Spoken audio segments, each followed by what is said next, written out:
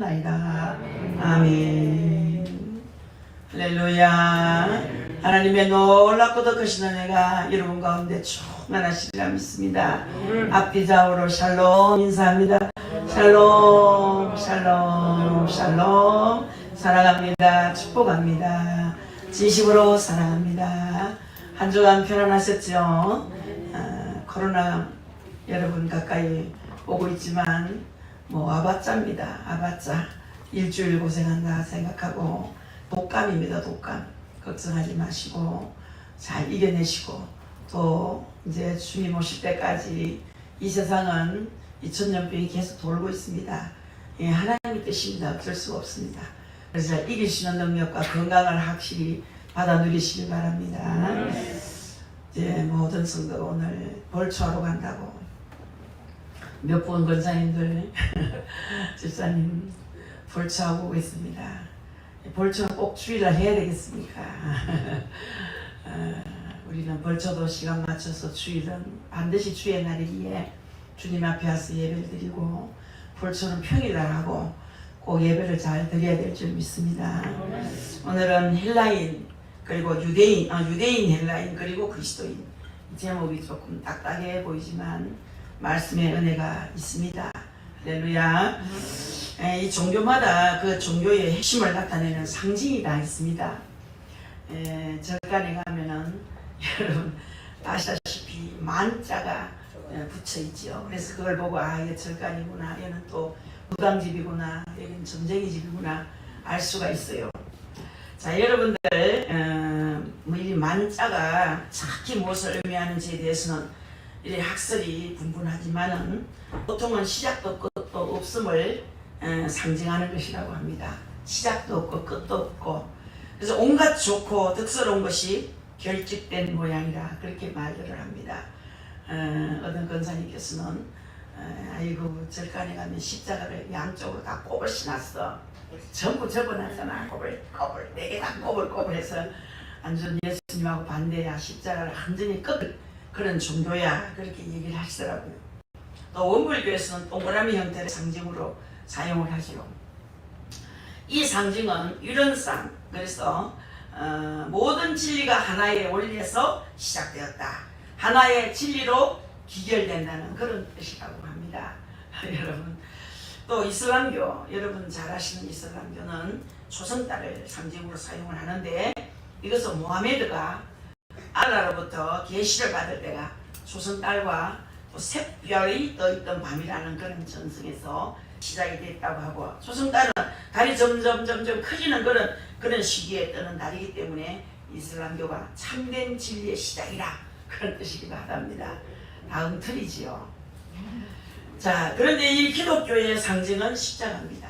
제가 오늘 십자가 찬송을 몰아서 불렀습니다만은 이 상징치고는 정말 충격적입니다. 여러분들 왜 그런가 하면 십자가는 그 당시로는 가장 잔인한 형틀이었기 때문에, 십자가 형틀이 얼마나 잔인했습니까? 생각해 보십시오. 어느 종교에서 이 교수대를 자신들의 상징으로 삼았다고 하면 그건 보통 일이 아닙니다.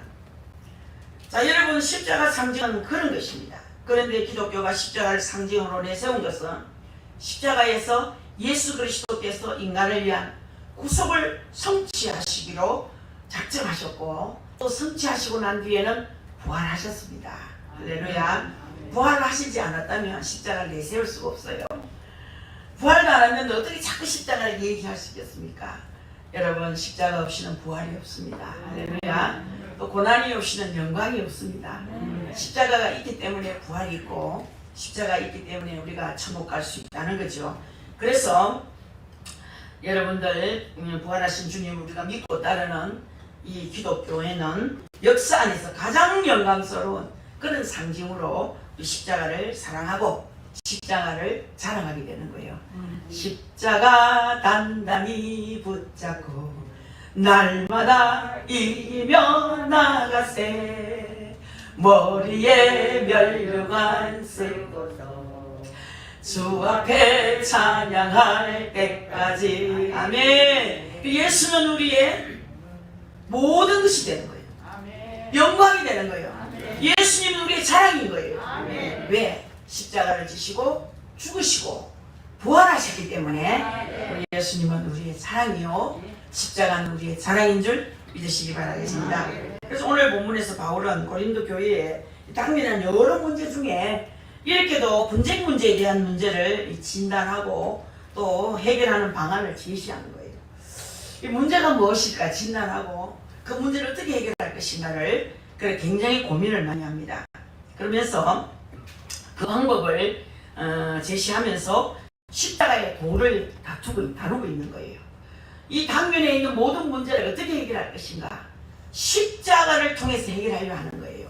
인간의 삶에는 다양한 문제가 다 이야기되고 왔어요. 여러분 살면서 얼마나 많은 문제에 부딪혔습니까? 얼마나 문제에 많이 여러분들 괴로움을 당했습니까? 그러나 반드시 그 문제는 풀어질 때가 오고 형통할 날이 옵니다. 누구에게? 끝까지 참고 견디는 자에게. 끝까지 참고 견디는 자에게 구원이 있는 거예요. 할렐루야. 그래서 바울은 그 당시 인간의 문제를 다루는 세상의 큰 두 흐름을 제시한 후에 십자가의 도에 관한 얘기를 다루고 있는 것입니다. 바울은 이 세상 지혜의 허망함을 말하고 그 세상 지혜와 하나님의 지혜를 대조하는 것으로 오늘 말씀을 이끌어가고 있습니다. 자, 여기에서 사도 바울은 그 세상적 지혜를 추구하는 대표적 집단으로 유대인과 헬라인을 말하는 거예요. 그리고 본문 22절에도 유대인은 표적을 구하고 헬라인은 지혜를 찾는다고 그랬어요. 자, 유대인이 구하는 표적과 헬라인들이 찾는 지혜, 이 두 가지는 모두 그 당시에 세상을 주도하는 그런 통념이라고 볼 수 있는 거예요. 그래서 바울 사도 로마 세계는 히브리 종교가 중심된 여러분들이 좀 어렵지만 헤브라이즘 그런 문화와 또 헬라 철학이 중심이 된 그런 헬레니즘 문화, 이것이 양분으로 있었거든요. 그러니까 우리 유대인들이 표적을 구하는 것과 헬라인이 찾는 지혜는 그 당시 세계가 추구하는 삶의 가치관이자 세계관이며 사상적 근거가 되었거든요. 그러나 이 모든 것이 사도 바울이 보기에는 허망한 인간의 추구에 불과할 뿐이었습니다. 자, 바울은 이러한 세계의 흐름을 진단하면서 그 왜곡된 흐름의 세계에 참된 진리, 참된 지혜, 참된 능력으로서 십자가의 도를 제시하는 거예요. 사랑하는 성도 여러분, 오늘 우리 교회와 우리 성도들이 다시 한번 십자가의 도를 확신하면서 이 시대의 참된 진리와 그 지혜와 능력의 정인이 되기를 소망하면서 이 말씀을 나누고자 하는 겁니다. 지금까지 우리 십자가 얘기 많이 들었지만 그 십자가를 내가 직접 체험을 해야 됩니다. 살찌는 소리 듣고 피 흐르는 소리를 들어야 돼요. 예수님이 채찍에 맞는 소리를 영적으로 들어야 됩니다. 그래야 그 십자가가 내 가슴에 바로 서져 있는 거예요. 자, 여러분들 유대인이 구하는 표적이 뭡니까? 표적은 곧 눈으로 드러난 기적을 그렇게 의미하는 말이잖아요. 그렇기 때문에 표적을 구하는 태도란 뭐냐? 하나님께서 우리에게 눈에 띄게 뭔가를 해주기를 기대하는 태도를 말하는 거예요. 눈에 띄게 하나님 뭘 좀 해봐 있어. 뭔가 나타내 보세요. 사람들이 보는 앞에서 좀 나타내 보세요. 이제 이런 것을 우리가 말하지 않습니까? 이것은 다시 말하면은 인간들 자신의 주장과 자신의 욕구를 충족시켜주도록 하나님의 능력을 눈으로 보이게 드러내 달라는 요구거든요. 한마디로 하나님을 시험하는 태도입니다. 우리 하나님을 자신의 욕구 충족 수단으로 삼는 태도예요. 보여줘보세요. 자꾸 보여줘보세요. 물론 다급할 때가 있어요. 제가 베바에 올라가 사자굴에 올라가서 밤새도록 기도를 하는데 얼마나 무서운지 저 혼자였거든요. 혼자 사자굴에 올라가서 그날 밤에 차디찬 겨울 밤인데 엄청 눈이 많이 온 거예요. 사실은 기도하다가 내려가려 했는데 얼마나 눈이 오는지 내려갈 수 없어 갇혀버렸어요. 굴 속에 밤을 새우게 됐는데 그거 보니까 막 초를 막 갖다 놓은 것도 많은데 뭐 성량이 없는 거예요. 초는 많은데 불을 좀 켜려고 해도 켤 수도 없고 성경을 좀 읽을 수도 없고 그날 밤에 계속 기도하니 밤이 그렇게 지루할 수가 없어요. 날만 새면 이제 내려가고 싶은데 그래서 하도 답답하니까 시계도 없고 그때는 핸드폰도 없고 삐삐 하나 있었는데 뭐 시계도 안 나와요. 애절한 마음으로 막 간이 저린 심정으로 도대체 몇 시나 됐습니까? 하나님 몇 시나 됐습니까? 새벽 3시 15분이라고 그럴 때는 하나님께서 돌려주시더라고요. 그러나 바깥에 내려가서 시계 볼 수 있고 시계 얼마든지 볼 수 있는 곳에 가서는 시계 안 가르쳐 줍니다. 그곳에서는 도저히 알 수 없고 밤은 지루하고 무섭기는 그리 무서운데 그렇게 추운 겨울이다 용을 쓰니까 땀이 막 나네. 얼마나 무서운지. 문을 열고 누가 들어오는 것 같아. 문고리를 잡고 문을 요만하게 만들어놨잖아요. 사다구에. 얼마나 무서운지 말이에요. 얼마나 막 떨리고 두렵고 막 짐승 소리가 나는 것 같고 부슬부슬 비 오는 소리가 그렇게 크게 들릴 수가 없어요. 수룩 이렇게 들리는데 눈을 뜨고 나니까 세상에 눈이 너무 많이 와서 내 키만큼 온 거야. 내려갈 수가 없어요. 오후 3시쯤 돼서 내려오는데 참 그것도 그냥 걸을 수가 없어요. 그냥 앉았다 비닐을 엉덩이 하나 깔고 그렇게 내려왔어요. 자, 그때는 하나님 시계도 가르쳐 주시더라고요. 사람들은 멀쩡해가지고 보여주세요. 돈 주세요. 가르쳐 주세요. 그렇게 기도를 많이 하는 분이 있는데 그것은 하나님을 자신의 욕구 충족 수단으로 삼는 태도입니다. 유대인들이 이와 같은 표적을 구한다는 것은 그들이 겉으로 볼 때 진실하게 하나님을 잘 믿는 것 같지만 사실은 자신들의 욕망을 위해서 하나님을 도구로 채우고 싶은 신이었다는 것입니다. 이것은 일상에서 경험할 수 있는 것과는 뭔가 다른 것, 특별한 것, 획기적인 것을 추구하는 그런 사람들의 일반적 기대와 크게 다르지 않는 것이죠. 유대인들은 메시아의 황금시대가 오면 굉장한 일들이 일어날 것을 기대했습니다. 사도 바울이 여러 교회에 편지를 쓰는 바로 이때도 거짓 메시아들이 나타났습니다. 사람들을 막 속이고 이상한 일을 나타내 보이겠다고 큰 소리를 치면서 자기가 구세주로 믿게 하려고 했습니다. 오늘날도 그런 사람이 또 많이 나타나 있습니다. 대구에도 몇 명 있습니다. 충청도 쪽이 제일 많다 그래요. 왜 그런지 모르겠어요. 그 양반 동네인데. 아무튼 주 45년 전에는 드라라는 그런 사람이 나타났거든요. 그 사람은 수천 명이 되는 사람들을 설득을 해서 집을 다 버리라. 자식도 버리라. 자기와 함께 요단강을 넘어서 강야로 가자 그랬거든요. 그 어리석은 사람들이 그거를 또 믿어요. 집 버리라 그러면 알아버려야지. 성경에서는 집을 버리지 말아 했잖아. 가정을 사랑하라 했지. 이웃을 사랑하라 했죠. 그 집을 버리고 자식을 버리고 직장을 버리고 네 하던 일 다 버리고 나를 따라오자. 그러면 요단강을 넘어서 강야로 갈 수 있다. 사람을 속였어요. 자기가 명령하면 요단강물이 둘로 쫙 갈라져서 모든 발을 하나도 적시지 않고 강을 건널 수 있다고 그렇게 약속을 했습니다. 또 여호수아의 기적을 보이겠다고도 약속을 했습니다. 그게 이루어지지 않죠. 절대 그럴 수가 없습니다. 아미 선교가 그랬지 않습니까? 몇 월 며칠 날 예수님 온다고 지붕 꼭대기에 앉아서 하얀 옷 입고 머리 다 풀고 안 왔어요. 또 예수님이 연기됐다고 또 내년 7월달에 온다 그래가 또 안 왔죠. 아미 선교는 가짜였습니다. 저 주변에도 그런 사람이 꽤 있었거든. 제 주변에도. 아무리 달래도 안 해요. 안 돼요. 주암산에 와서 기도하는 거 보면 얼마나 기도를 잘하는지 몰라. 다 쏘가요. 기도하고 난 뒤에는 뭐가 보인다 그래요. 비를 내겠다 그러고. 이제 예수님이 지금 어느 누구 집으로 들어가신다 그러고. 그거 다 자기 말이었어요. 그걸 듣는 사람은 쏘가요. 오늘날도 그런 사람이 있다는 얘기죠. 또 그보다 9년 또 후에 54년경에는 애국으로부터 선지자라고 자처하는 어떤 자가 예루살렘에 나타났어요. 그리고 3만 명을 설득해서 감람산으로 데리고 갔습니다. 3만 적은 숫자가 아닙니다. 그리고 자기가 명령하면 예루살렘의 성벽이 다 무너진다고 호언장담을 했어. 장담을 했어. 결국 그들은 스스로 모순으로 인해 싸우다가 뿔뿔이 흩어졌어요. 아주 파국을 맞이한 거지요. 여러분들 인간의 욕망을 자극해서 표정만을 추구하는 삶의 허망함과 폐단을 보여주는 예입니다. 요즘은 신천지가 난리지요. 신천지 사람들 대단히 그렇게 보입니다.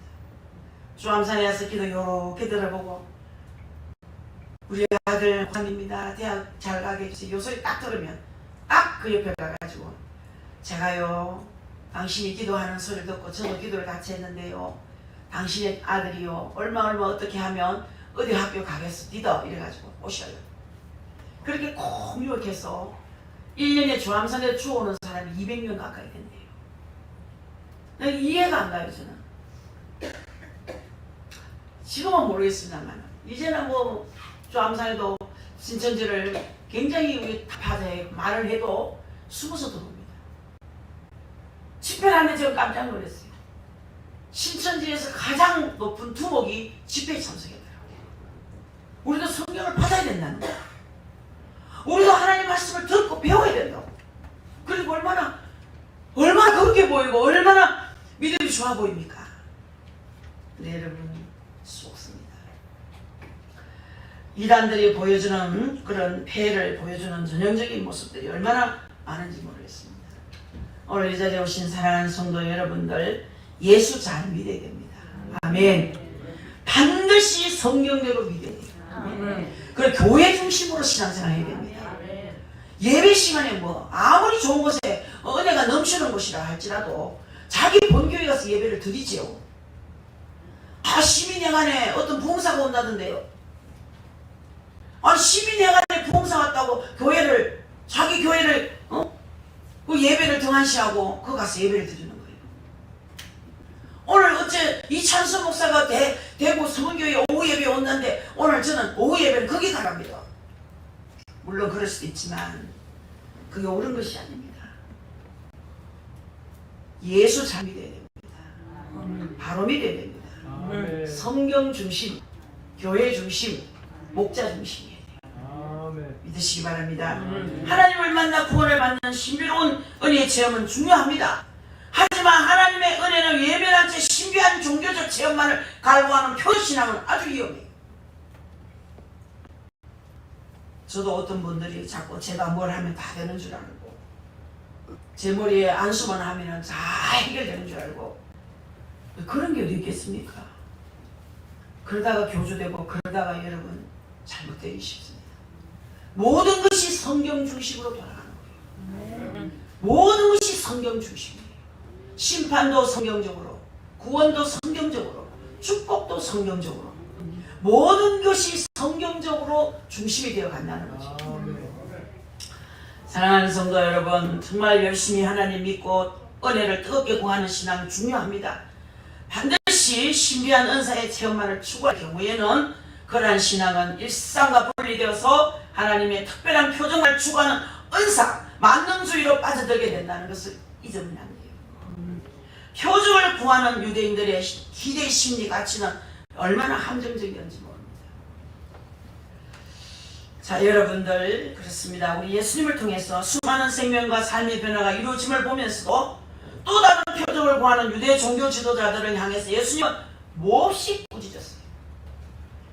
그리고 요나의 표적 이외에는 너희에게 보여줄 표적이 없다고 말씀하셨습니다. 요나의 표적이 무엇입니까? 바로 예수님의 십자가 부활의 복음을 말하는 거예요. 믿습니까? 이 복음으로 인해 일어나는 구원으로 인한 생명과 삶의 변화가 너희가 봐야 할 진정한 표적이라고 말씀하신 겁니다. 하나님의 은혜로 인한 일상의 변화를 보지 못한 채 이 유대인들처럼 환상적인 표적만을 찾는 신앙은 결국 인간을 구원할 수 없고 삶의 문제를 절대로 해결할 수가 없습니다. 표적만을 구하는 환상적 신앙은 일상에도 왜곡시켜서 고통과 파멸만을 가져올 뿐이에요. 예수 잘 믿다가 망하는 사람 봤지요? 여러분 예수를 잘 믿는 왜 망하고 싶으지요? 그 사람은 성경 중심을 안 살았기 때문이에요. 예수를 잘 믿는데 왜 저런 짓고서는 왜 한다고 말이야? 예수 잘 믿어 망한 집 없습니다, 여러분. 예수님 바로 믿어 망한 집 없습니다. 이 자리에 오신 여러분, 헬라인이 찾는 지혜가 뭐겠습니까? 잘 알려져 있다시피 헬라인은 이성을 신뢰하고 지혜를 사랑하여 토론을 좋아하는 사람들로 알려져 있습니다. 토론 좋아하는 사람 참 미치게 만들더라고요. 밤새도록 사람을 미치게 만들더라고요. 그렇게 즐겁답니다. 문제가 큽니다. 헬라인들은 이처럼 지혜를 추구하는 사람을 소피스트라고 불렀습니다. 이런 지혜를 체계적 학문으로 추구하는 것을 철학이라고 불렀습니다. 원래 소피스트란 뭐냐? 자신의 부족함을 보완하기 위해서 여러 사람과 대화하면서 지혜를 나누는 좋은 의미로 출발했습니다. 하지만 시간이 지나면서 점점 현학적으로 흘러가면서 말의 화려함이나 캐비를 잘하는 사람을 가리키는 말로 변질이 되어버렸어요. 아무 해결책을 가져올 수 없는 논쟁을 몇 시간이라도 거듭하는 인간, 문제의 해결에 관심을 가진 것이 아니라 단지 교묘한 말과 매끈한 변론을 자랑하면서 정중의 갈채를 받고 우쭐거리는 그런 부류의 사람들로 여겨진 것입니다. 헬라인은 이처럼 소피스트들의 수사학적인 그런 교훈 영색에 취해 있었다는 얘기죠. 그 때문에 말에 꾸밈이 없이 복음을 아주 직설적으로 전하는 기독교 전도자들은 무식하다고, 교양이 없다고 그렇게 간주했습니다. 교양 없는 사람으로 취급했어요. 정말 순수하게 꾸밈이 없이 복음을 직설적으로 전하는 사람을 보고 교양머리가 없다, 무식하다 그렇게 말했어요. 얼마나 잘못된 말입니까? 그래서 헬라인은 기독교 전도자들의 말을 절대로 귀를 기울여 듣지 않았고 오히려 조소와 우롱의 대상으로 봤다는 얘기입니다. 요즘 4차 산업혁명에 관한 얘기가 주요 논쟁으로 이루어지고 다루어지고 있는데, 앞으로 다가올 4차 산업혁명의 핵심은 인공지능이 중심이 된 산업의 변화입니다. 저번에도 말씀 한번 드렸습니다. 그리고 그런 산업혁명을 이루는 것이 마치 인간 사회의 큰 발전을 이루는 것이라고 생각합니다만 착각입니다. 그런데 인공지능이 중심이 된 4차 산업혁명이 시작되면요, 지금 사람들이 지닌 직업의 상당수가 사라집니다. 직업이 없어서 지금도 일자리가 없는데 앞으로 점점 심해져. 이런 얘기를 들을 때마다 가슴이 아픕니다. 저는 우리 재한이, 우리 결이, 우리 설이, 우리 유리, 우리 가온이, 시온이 손자가 5인데 어떻게 살까? 이 애들은 어떻게 무슨 짓을 하고 살까? 어떻게 해야 이 자식들이 잘 살아야 될 텐데 이 땅이 와 이렇게 변해가는? 우리는 이제 조금 살면 다 천국까지만 다음 세대는 어떡하느냐? 앞으로 여러분 은행원도 뭐 은행은 말할 것도 없고 이미 벌써 시작됐죠. 이미 시작된 은행원을 비롯해서 의사, 변호사, 심지어 작가까지도 사라질 가능성이 크다는 거야. 어떡하면 좋습니까? 여러분, 이렇게 인간이 추구한 발전의 결과로 수많은 사람이 스스로 직업을 잃어야만 하는 비극이 초래됐다는 거죠. 이것이 인간이 추구하는 지혜의 한계요 왜곡됨입니다. 이제 예수 잘 믿어야 됩니다. 정말 예수 잘 믿어야 됩니다. 예수 믿는 자는 구원의 은총이 있어요. 잘 믿으면 살 길이 있어요. 피할 길을 주시고 감당할 수 있는 은혜를 주십니다. 자녀들에게 믿음 가르쳐야 돼요. 신앙생활 잘 하도록 가르쳐야 됩니다. 그런데 그렇지 않잖아요. 요즘 이 코로나 핑계대고 교회 안 갑니다. 보통 일이 아닙니다. 우리가 절대적인 삶의 방편으로 삼고 있는 과학적 지식은요, 이처럼 무력하기 짝이 없는 허상에 불과하다는 걸 알아야 됩니다. 바울이 말하는 헬라인이 추구하는 지혜의 허상이 이런 것이에요. 이처럼 세상이 자기 지혜로 구원에 이르지 못하기 때문에 하나님이 내민 구원의 지혜가 바로 십자가입니다. 십자가. 저도 아무리 바빠도 10시에 나와가지고 이제 저녁에 우리 항전사님하고 장집사님하고 찬송을 얼마나 뜨겁게 부릅니다. 십자가 찬송 골라서. 이제는 십자가 외에는 없어요. 어떨 때는 뭐 1시간도 부르고 어떨 때는 뭐 1시간 반도 하고, 어제는 올 토요일이라 제가 빨리 좀 끝냈지만 몸이 아프도록 찬송합니다. 여러분들 시간 있으면 10시에 나오세요. 십자가 찬송 불러봅시다. 힘이 있습니다. 영혼을 깨뚫습니다. 우리의 마음을 맑게 만듭니다. 여러분, 이처럼 세상이 자기 지혜로 구원에 이르지 못하기 때문에 하나님이 내민 구원의 지혜가 바로 십자가라는 사실을 기억하시기 바랍니다. 또 믿는 자가 자랑하는 십자가의 도에 대해서 바울은 말합니다. 오늘 본문에서 역설합니다. 21절 24절에 유대인은 표적을 구하고 헬라인은 지혜를 찾으나 우리는 십자가에 못 박히신 예수 그리스도를 전하니 유대인에게는 그들이 이기는 것이요 이방인에게는 미련한 것이로되 오직 부르심을 받은 자들에게는 뭐라고 했습니까? 말씀을 한번 해보세요. 이 자리에 오신 여러분은 십자가 사랑하십니까? 표적을 구하지 않고 지혜를 구하지 않고 십자가를 구하십니까? 이제는 십자가를 알아야 됩니다. 십자가. 헬라인이나 그리스도는 하나님의 능력이요 하나님의 지혜이라고 말씀했습니다. 여러분, 십자가 도는 표적을 구하고 지혜를 찾는 세상 사람들에게는 어리석어 보입니다. 어떻게 전지전능하신 신이 십자가에 달려 죽을 수 있나 이 말이에요. 그렇게 전능하신 예수님이 하나님의 아들이 어떻게 비참하게 저게 처참하게 죽을 수 있냐는 거죠. 여러분, 그런 신이 될 수 있다는 말이냐 이 말이에요. 그런 신이 어떻게 신이 될 수 있느냐 하는 거예요. 그것도 너무나 무기력한 모습으로 죽었으니 헬라인이나 종교를 대표하는 유대인들이 도저히 받아들일 수 없었던 것이에요. 그러나 그리스도인은 이런 십자가의 도가 세상을 구원하는 지혜가 되고 능력이 된다고 선언을 합니다. 여러분, 사람의 이성으로 십자가의 도가 이해되지 않더라도 이 십자가의 도를 받아들이는 자들에게는 유대인이나 헬라인이나 그리스도는 하나님의 능력이요 하나님의 지혜가 된다고 말씀했습니다. 아멘. 인간의 구원은 결코 이정이나 표적이나 은혜로 지혜로 얻는 것이 아니라 오로지 십자가의 도 예수 그리스도의 복음에 의해서 얻게 되십니다. 이적이나 인간의 지혜로는 결코 제3을 받지 못합니다. 여러분, 표적이나 철학으로는 죄에 물든 영혼이 살아나지 못합니다. 그러므로 인간을 구원하는 십자가의 도야말로 하나님의 지혜요 하나님의 능력임을 믿어야 되는 거예요. 이 세상은 아담이 죄를 범한 후에 죽음의 골짜기로 바뀌었지 않습니까? 그러나 우리 예수님께서 갈보리 십자가에서 자신의 생명을 희생하신 십자가의 도가 사망의 골짜기를 생명의 골짜기로 바꾸어 놓으신 거예요. 아멘. 이런 예수 그리스도가 우리의 구주인 거예요. 아멘. 늘 감사해야 되겠죠.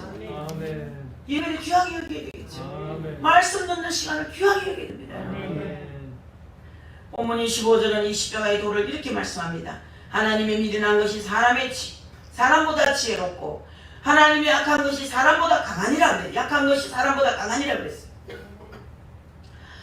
하나님의 미련한 것이 사람보다 지혜가 있고 하나님의 약한 것이 사람보다 강하다는 거예요. 믿습니까? 하나님께서 미련한 것이나 약한 것이 있을 수 없다 이 말이에요. 하나님께는 약한 것이 없어요. 미련한 것이 없습니다. 그러니 다만 미련한 사람의 눈에 그렇게 보일 뿐이에요. 미련한 사람이 미련하게 보이는 거죠. 미련한 눈이 미련하게 보이는 거예요. 오신 여러분, 예수 그리스도께서 십자가에 못 박혀 죽은 사건은 사람 보기에 약하고 미련하게 보였습니다. 하지만 십자가는 인간의 죄를 사하고 사망의 근세를 피하신 엄청난 승리의 영광임을 믿으시기 바랍니다.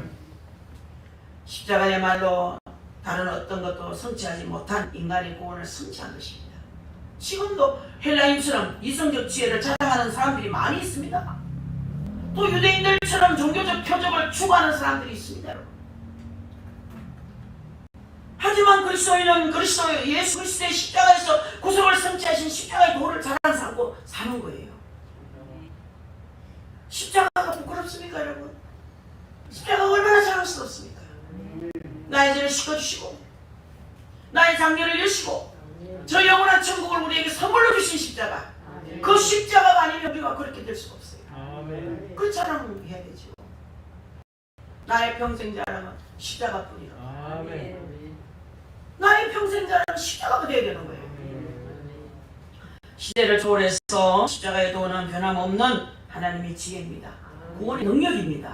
할렐루야. 그 때문에 그리스도인의 시대를 초월한 유일한 자랑은 십자가의 도라는 거예요.